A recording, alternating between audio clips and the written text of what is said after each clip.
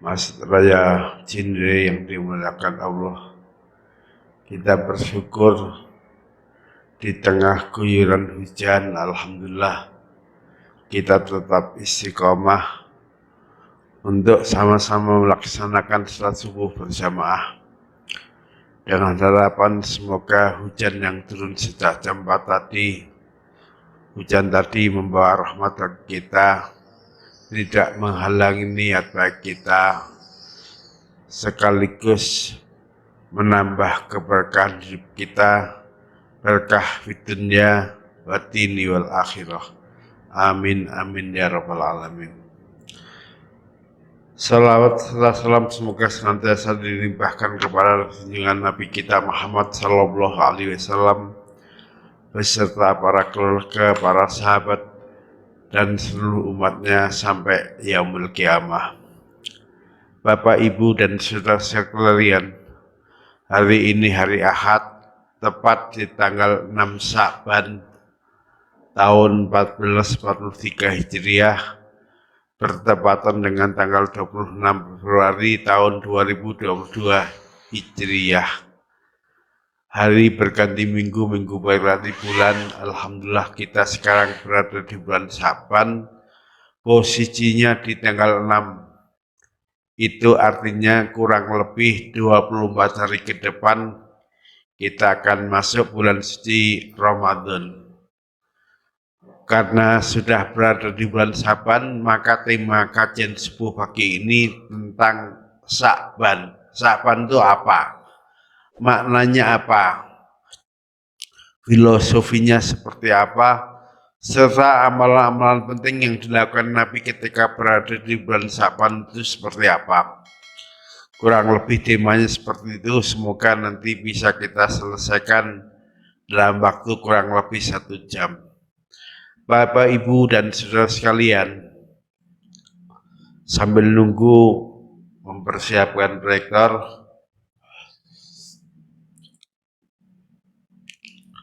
sebetulnya kalau bicara Sya'ban itu kalau kembali ke kalender Komariah, kelompoknya ikut kelompok musik terkait kelompok kebiasaan orang Arab.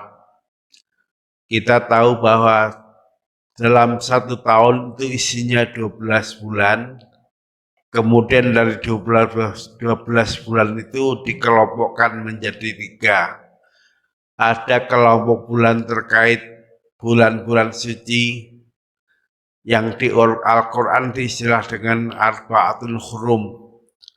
Isinya 4. 4 itu 1 Dzulqa'dah, 2 Dzulhijjah, 3 Muharram, dan keempat Rajab. Allah sengaja membuat 4 bulan suci itu maksudnya agar kita di 4 bulan itu memperbanyak zikir dan wirid berdoa kepada Allah, dilarang melakukan perang. Kemudian kelompok musim. Kelompok musim di Arab sebagaimana diisyaratkan dalam kalender Komariah isinya 5 bulan.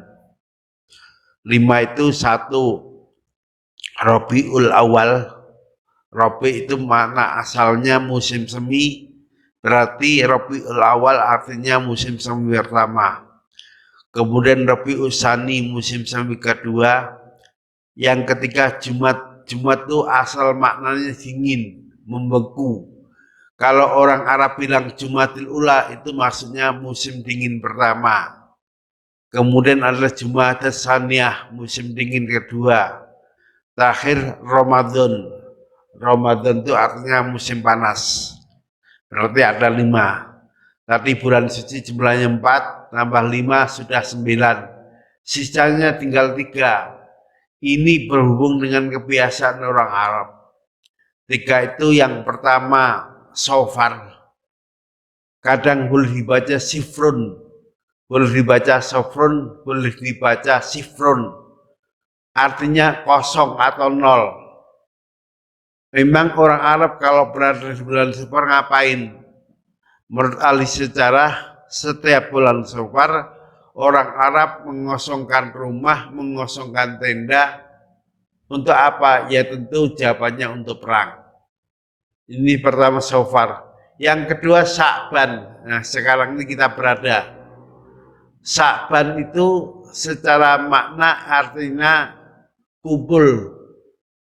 Jadi orang Arab kalau berada di bulan Sya'ban, mereka mengumpulkan pedang, mengumpulkan kuda, onta, senjata, dikumpulkan untuk siap seperang.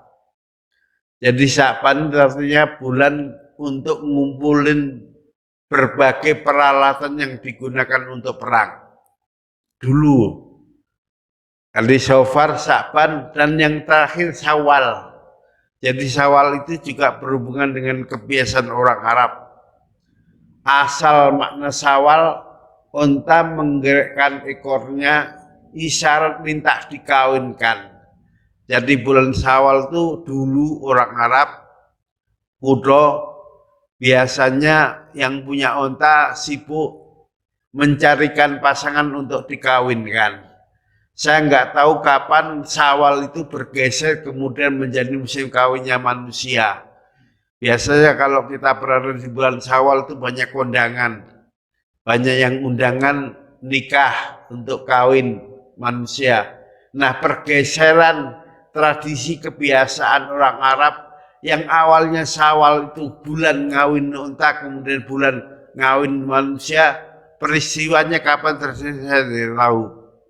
Jadi sekarang sudah mulai bergeser, biasanya kalau berada di bulan Syawal, manusia sibuk untuk mempersiapkan hajatan menikahkan putra-putrinya.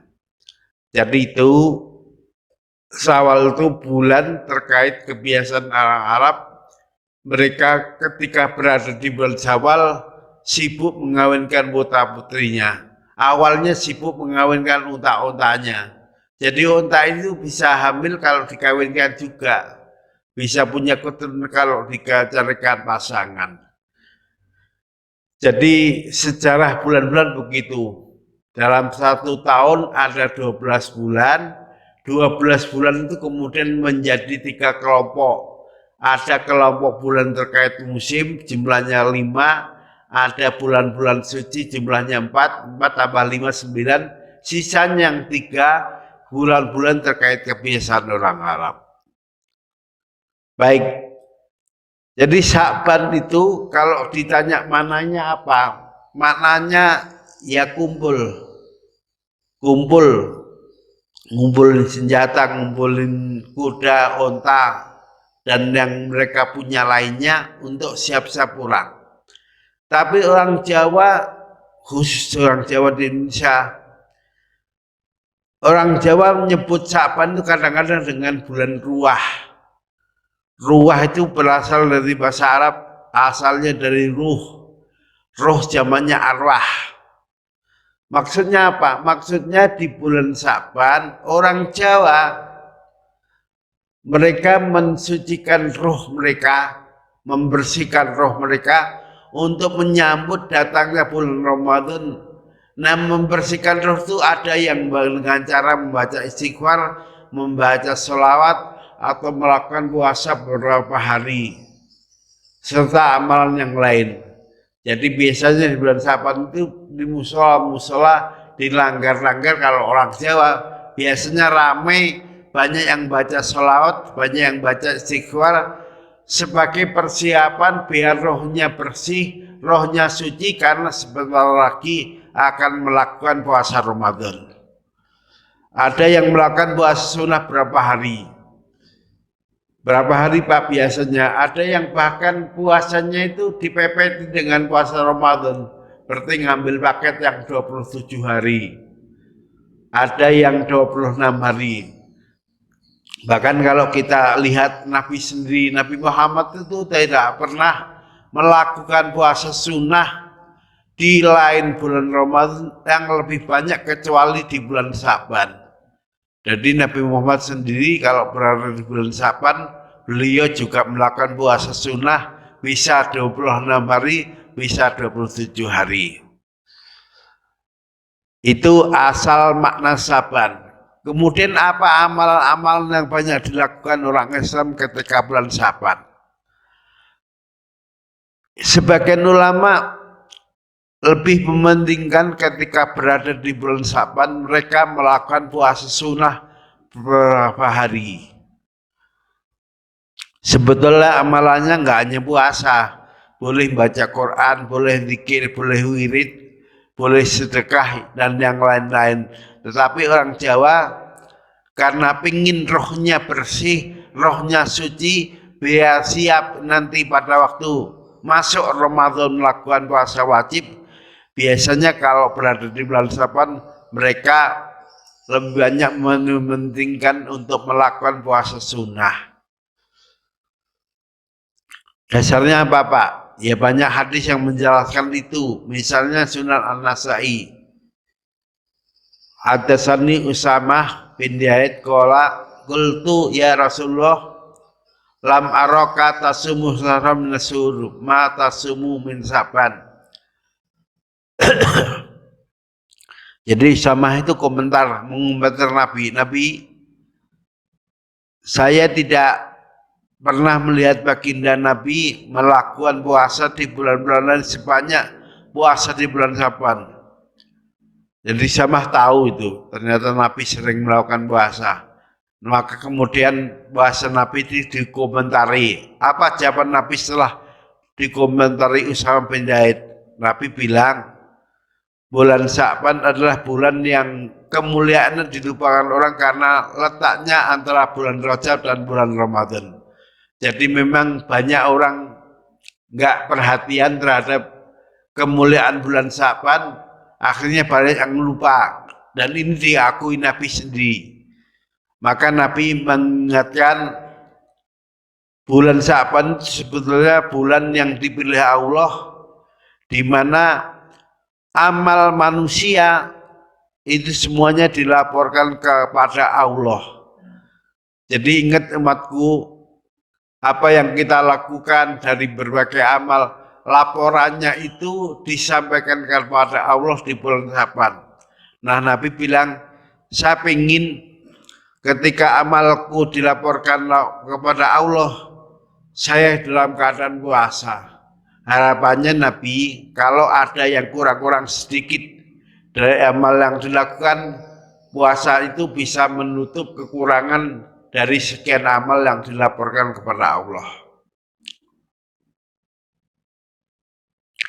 Nah, Nabi mengatakan banyak amalan di bulan Sa'ban yang manusia pada lupa. Maka siapa tahu dengan saya melakukan puasa ini manusia menjadi sadar, tidak melupakan bulan Sa'ban ini. Jadi kita juga sebaiknya melakukan beberapa amalan untuk menyambut bulan suci Ramadan yang insya Allah akan datang nggak kurang 24 hari lagi. Seperti itu. Jadi kalau pas Nabi ditanya, Nabi kenapa Anda puasa bulan Sa'ban? Jawaban Nabi ini, fa'hubu ayurfa'a amali wa ana sha'imun. Saya ingin pas amalku dilaporkan kepada Allah, keadaanku dalam keadaan lagi puasa. Itu jawaban Nabi dari sini nih.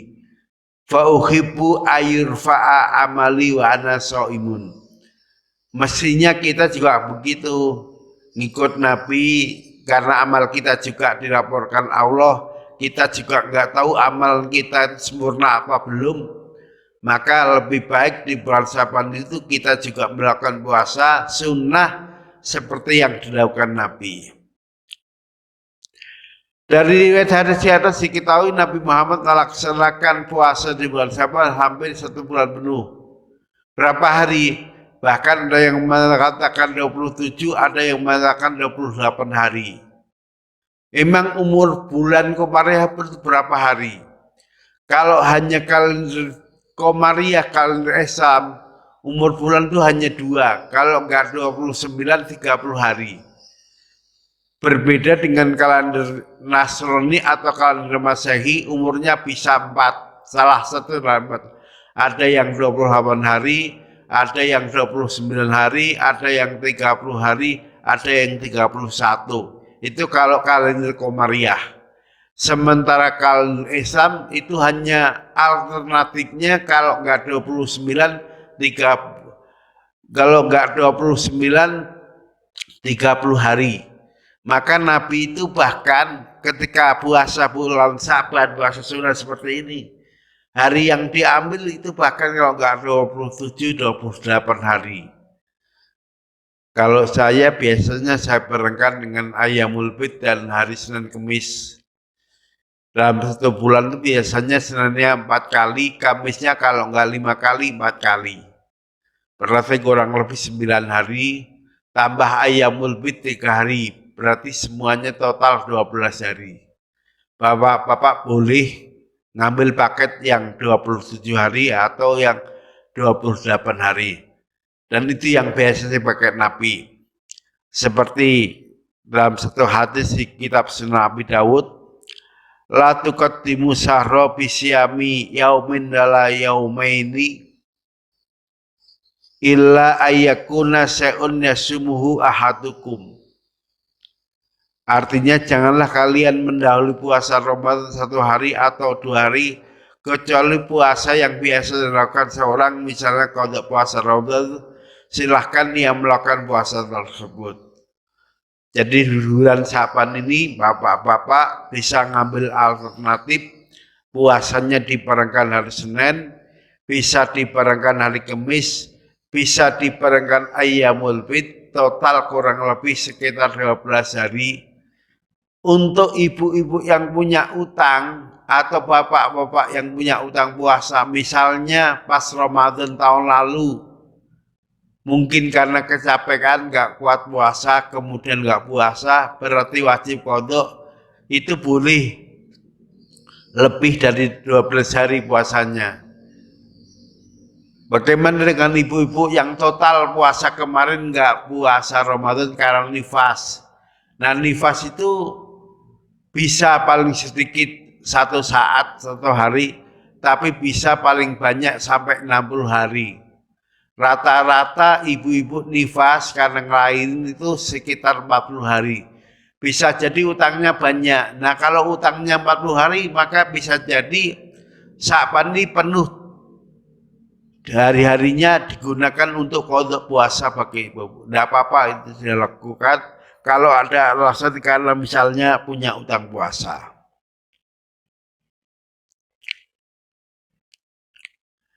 Jadi yang pertama kali amalan penting yang diajarkan Nabi di bulan Syaban adalah puasa sunnah.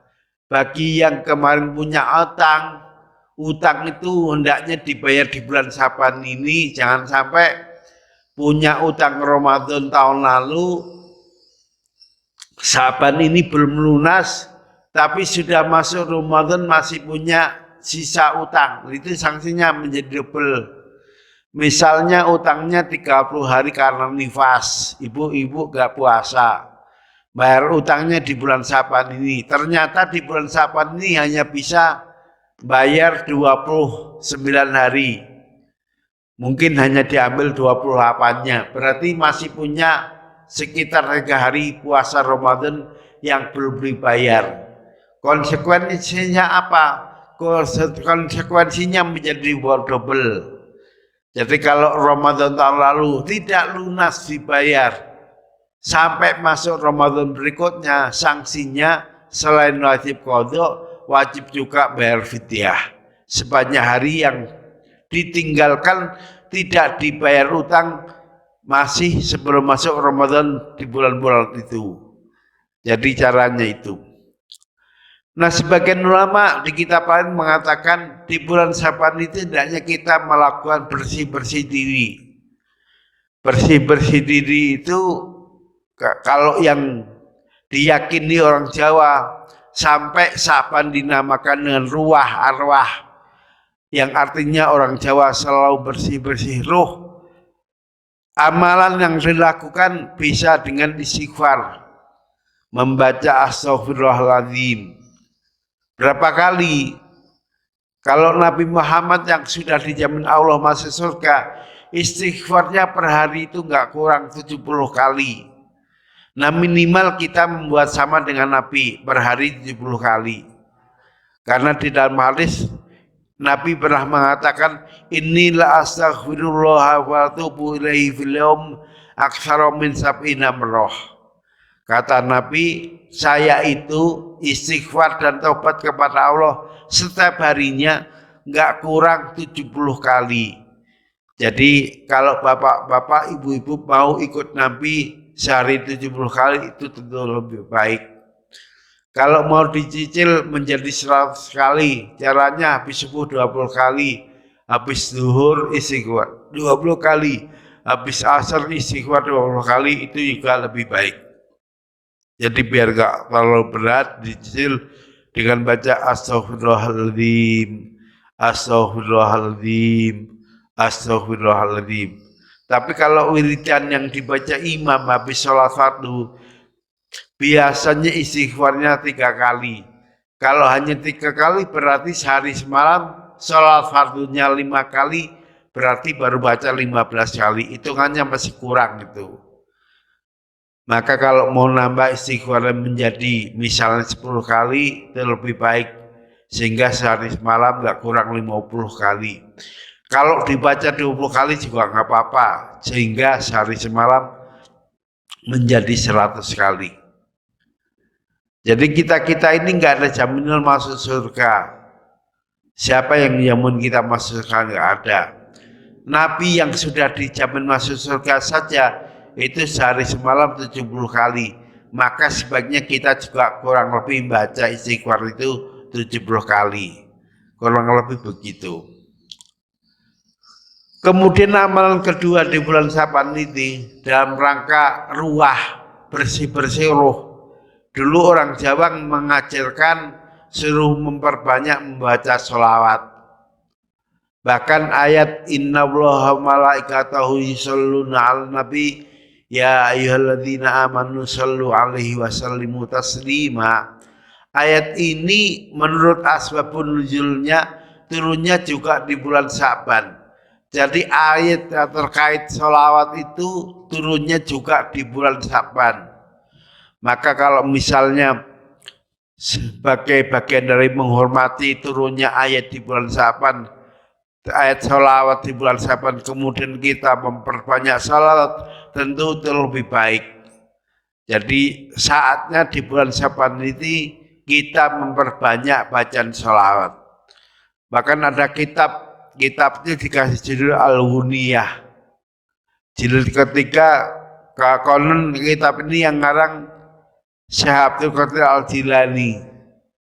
Beliau menulis di kitab Al-Huniyah ini, nulisnya bulan Syaban merupakan bulan untuk mengaturkan salawat kepada Nabi Muhammad. Jadi dalam tradisi para wali, biasanya mereka juga sibuk baca salawat Nabi, terutama di bulan Syaban ini. Alasannya, ayat yang memerintahkan kita bersolawat, innallaha malaikatahu yusholluna 'alan nabi, itu turunnya juga di bulan Syaban. Menurut Syekh Abdul Qadir Al-Jilani.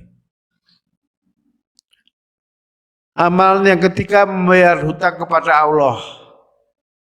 Jadi bapak-bapak, ibu-ibu, coba diingat-ingat, pernah punya nazar tidak? Nazar itu dalam bahasa Jawa punya kaul. Saya kalau lulus ini nanti saya akan nyembelih kambing. Saya kalau diterima pekerjaan di kantor ini saya akan begini. Itu namanya nazar. Nazar itu utang. Maka sebaiknya sebelum kita masuk Ramadan yang akan datang, utang-utang yang kita punya dilunasi dulu. Coba inget-inget Bapak pernah punya nazar enggak? Misalnya saya kalau jadi caleg mau nyotong sapi, itu utang itu. Saya kalau jadi lurah mau motong kambing. Nah kalau pernah punya kaul semacam itu, maka mumpung sekarang masih di bulan Syaban, saatnya kita bayar utang itu dengan menunaikan nadarnya. Jangan sampai sudah masuk Ramadan baru ingat. Ya sebetulnya bayarnya di Ramadan nggak apa-apa, tapi akan lebih baik utang itu sudah lunas sebelum kita kena kewajiban lain, misalnya puasa wajib di bulan Ramadan nanti. Nomor 4, minta maaf kepada sesama dan membayar melunasi utangnya. Jadi kalau punya keponakan, punya kakak, adik, Atau tetangga misalnya, kita pernah utang, coba inget-inget pernah utang enggak ke mereka. Karena biasanya sebagai manusia masih hidup, kebiasaan utang itu gak ditinggal. Bahkan bangga punya utang yang banyak meskipun utang. Kita kalau nanya pengusaha-pengusaha yang asetnya triliunan, asetnya ratusan miliar, ternyata utangnya juga banyak. Saya ingatkan, mumpung ini belum masuk Ramadan, kalau punya utang, utangnya dilunasi dulu. Gitu.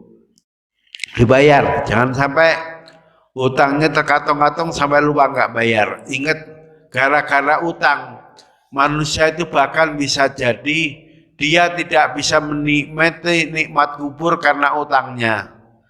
Nabi itu pernah membatalkan diri untuk nggak nyolati jenazah gara-gara ketika Nabi bilang jenazah ini masih punya utang nggak? Ternyata jamaah yang hadir di masjid banyak yang angkat tangan. Akhirnya Nabi ngolol nggak jadi ngimami, mau ngimami itu Nabi bahkan bilang ini utangnya mayit dilunasi dulu, ahli warisnya supaya bayar. Saya nggak mau nyolati mayit ini sebelum utang-utangnya dibayar dulu. Di riwayat lain Nabi pernah mengatakan tegas begini, orang itu kalau mati syahid, mati dalam keadaan syahid, biasanya tidak dihisab Allah masuk surga. Tapi kalau orang itu punya utang meskipun syahid, maka imbalan Allah tentang nikmat surga itu ditahan dulu sampai utang-utangnya mayit dilunasi ahli warisnya. Jadi kalau ada orang mati, dia punya ahli waris, tinggalan mayit nggak boleh dibagi waris terlebih dahulu sebelum utang-utangnya dilunasi terlebih dahulu. Maka jadi ahli waris itu ya kadang senang kadang tidak. Kalau mayit punya tinggalan harta banyak, ya dia boleh senang karena dapat warisan yang banyak. Sebaliknya kalau mayit itu ternyata hutangnya banyak, ini mayit nggak bisa terima warisan si mayit sebelum utang-utang mayit dilunasi terlebih dahulu. Caranya seperti itu. Biasanya di bulan Syaban itu banyak kuburan-kuburan rami, di karet rami, di mana-mana rami. Memang di bulan Syaban itu disunahkan untuk melakukan ziarah kubur. Tentu niatnya harus benar pada waktu ziarah kubur. Niatnya apa Pak? Ya niatnya yang paling penting mendoakan mayit. Jangan minta sesuatu kepada mayit. Terus pada waktu ziarah kubur jangan sampai menzalimi haknya si mayit. Contohnya apa? Misal ada orang ziarah kubur, pas ziarah dia nyabuti rumput-rumput di kuburan.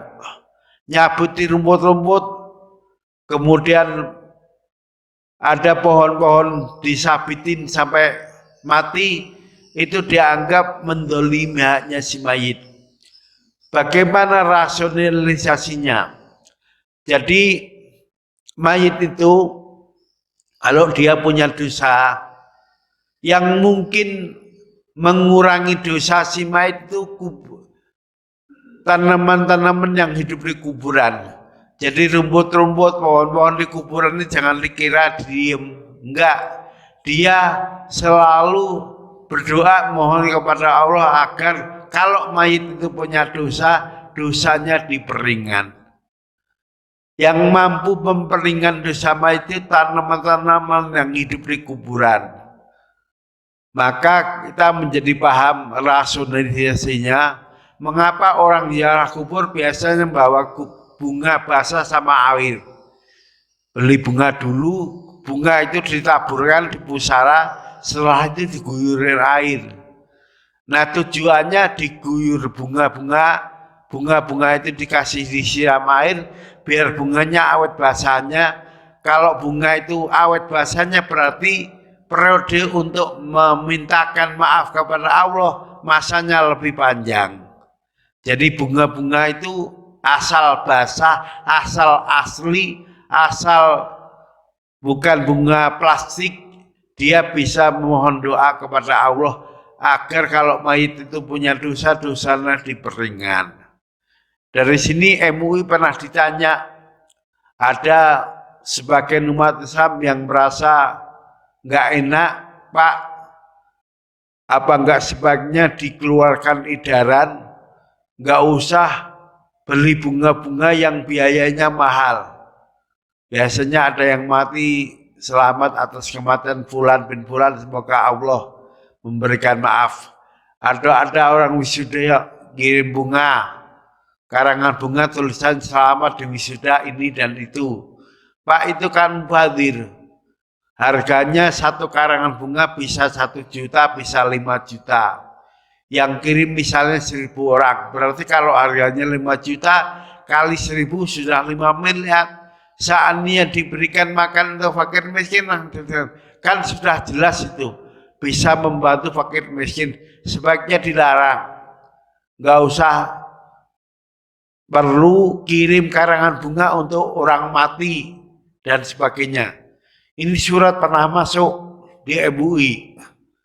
Alasannya mubazir, buang-buang duit saja, nggak ada manfaatnya. Kemudian orang itu kita panggil, kita jelaskan. Sebetulnya dari sisi agama kita nggak bisa ngelarang orang kirim karangan bunga. Kenapa? Bunga yang dikirim yang berasal dari bunga yang masih hijau, masih segar, itu bunga bisa mewakili manusia untuk, bukan mewakili, bisa bertindak seperti manusia untuk memintakan maaf kepada Allah, maka nggak bisa dilarang. Beda misalnya yang dikirim karangan bunga dari plastik, kalau yang itu memang nggak ada riwayat yang membolehkan, maka sebaiknya nggak dilakukan. Kirim karangan bunga bentuknya bunga-bunga dari plastik. Tapi kalau bunga-bunga itu dari bunga segar, tanaman, kita nggak bisa ngelarang karena menurut satu riwayat, bunga itu bisa memintakan maaf kepada Allah sehingga meringankan azab yang mungkin diterima oleh mayit. Riwayatnya apa? Riwayatnya diilustrasikan, dianalogikan dengan apa yang dilakukan Nabi. Jadi Nabi itu pernah ziarah kubur kepada beberapa sahabat. Kemudian Nabi bilang ke sahabat, tolong ambilkan pelepah kurma yang masih basah itu. Sama sahabat kemudian dicarikan pelepah kurma. Pelepah kurma itu bentuknya kayak pelepah kelapa atau aren. Dipocok 2 masih basah. Oleh Nabi kemudian ditancapin satu-satu sambil ngomong begini, semoga azab si mayit akan dikurangi Allah sebab pelepah kurma yang saya taruh di pusara masing-masing. Nah, apa yang dilakukan Nabi? Nabi pernah naruh pelepah kurma di kuburan orang kemudian berkata begitu, dipahami ulama, dikiaskan dengan bunga-bunga yang masih basah. Maka praktek yang kita lihat di masyarakat, kalau ada orang mati atau ada orang ziarah, biasanya dia mampir di toko bunga, bunga-bunga itu kemudian diambil, ditaburkan, setelah itu diguyur pakai air. Nah, diguyur pakai air itu ada 2 sebab. Sebab pertama, kalau bunga itu punya akar, siapa tahu dengan diguyur air dia segera tumbuh menjadi pohon-pohon. Yang kedua, kalaupun nggak punya akar, dengan diguyur air, bunga itu akan lebih awet, nggak mudah layu. Kemudian ada yang berpikir agak pikirnya preman begini, yaudah kalau gitu kuburan itu saya tanam pohon beringin saja yang gede, biar pohonnya banyak istighfar, memintakan maaf kepada mayit. Ternyata ulama-ulama kita kuning sudah jawab begini, siapa yang menanam pohon besar, akarnya tunjang, sampai digambarkan kalau dia taruh di pusara, akar itu akan memanjang, akan ke bawah, sampai kena badan mayit. Misalnya akar itu kemudian masuk ke dada mayit, merusak dada mayit. Ulama itu nulisnya begini, maka perbuatan orang yang sengaja menanam pohon yang gede, begitu gedenya akarnya sampai kena mayit, itu dianggap perbuatan orang itu menyakiti kepada mayit. Al-idza lil mayit. Jadi bapak-bapak jangan kemudian males doain almarhum pada waktu kekuburan bawa benih yang isinya pohon gede-gede sehingga gede banget akarnya bisa kena mayit, itu juga dilarang. Dianggap tindakannya menyakiti si mayit. Jadi kalau bapak pengen nanam pohon di kuburan, bisa tanam pohon itu di pinggir yang enggak kena mayit, di pinggir-pinggir pagar misalnya, atau pohonnya yang kecil-kecil yang menurut akal kita pohonnya itu enggak sampai gede akarnya kena si mayit, itu juga boleh. Jadi hindari membawa benih pohon yang pohonnya akarnya besar sampai kepada mayit, itu juga boleh. Itu yang ditulis ulama di beberapa kitab yang saya baca. Jadi misalnya kita mau ziarah kubur, yang bawa bunga sekedarnya saja, jangan sampai bunga-bunga yang akarnya besar sampai ngerusak atau menyakiti mayit. Ini termasuk etika.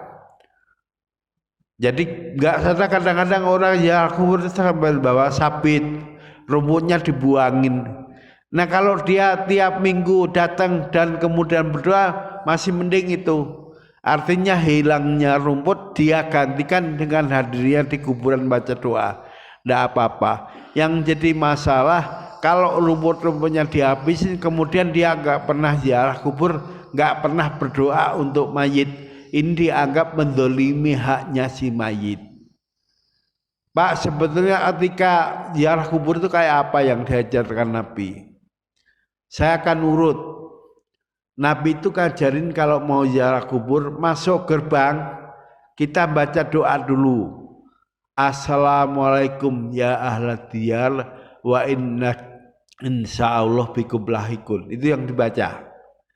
Nomor 2, usahakan kalau mau ziarah kubur dalam keadaan suci sudah berwudu.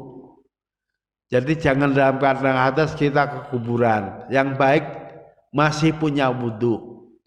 Yang ketiga, posisi duduk. Ini penting. Yang baik posisi duduk itu kalau mayit misalnya ditanam dihadapkan ke utara, berarti kepalanya kan di utara, kemudian dihadapkan ke kiblat. Maka kalau kita yakin di rumah mayit ditaruh kepalanya di utara, duduknya di sebelah utara bagian barat.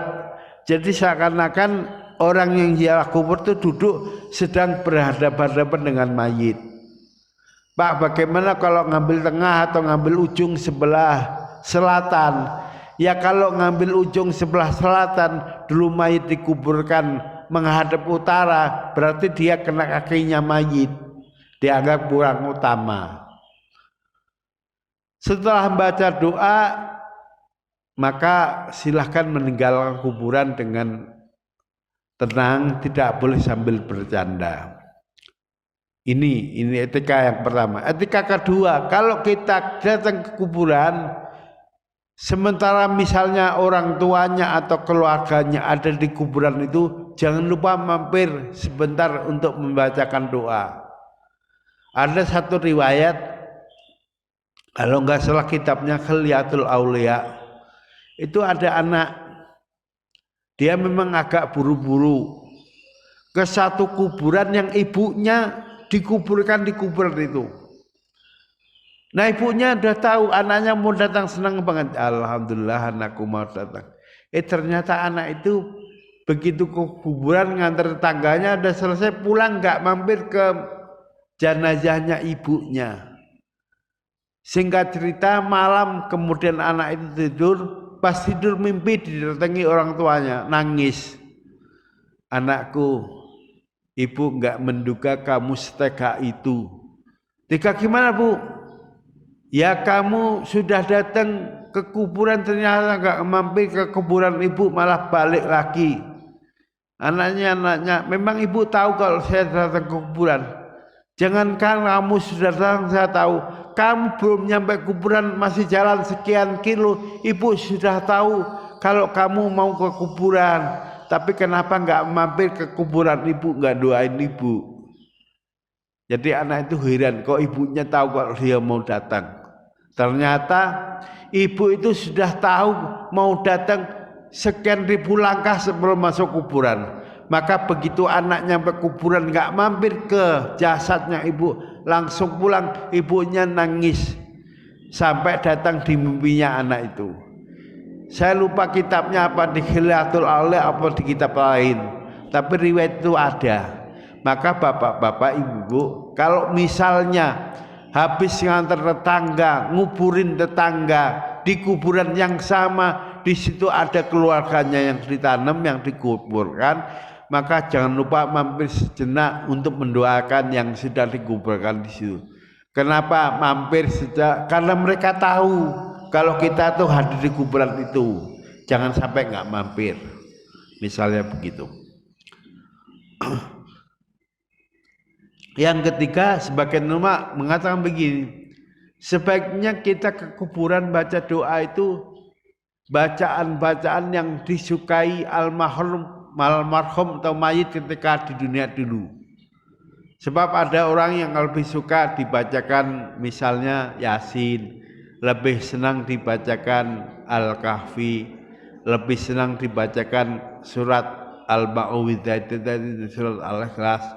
Maka kesenangan mayit itu sebaiknya yang kita baca pada waktu kita ziarah kubur.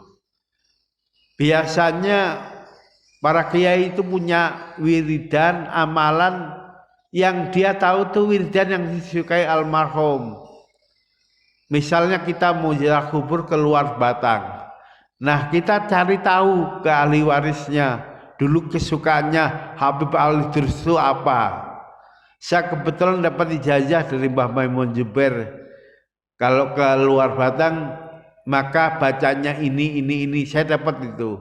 Maka saya biasanya kalau keluar Batang nggak baca yang lain, yang saya baca ya apa yang disenangi dari almarhum itu. Ya boleh baca yang lain, tapi kalau tahu almarhum pernah wasiat, sebaiknya baca bacaan yang dulu pernah diajarkan almarhum. Jadi itulah kurang lebih amal-amalan pada waktu kita berada di bulan Syaban, mulai puasa sunnah, kemudian baca istighfar, kemudian baca sholawat, kemudian bersih-bersih dosa, kemudian melakukan ziarah kubur kalau punya waktu, punya kesempatan. Terima kasih, sampai jumpa lagi bulan Ramadan yang akan datang. Wassalamualaikum warahmatullahi wabarakatuh.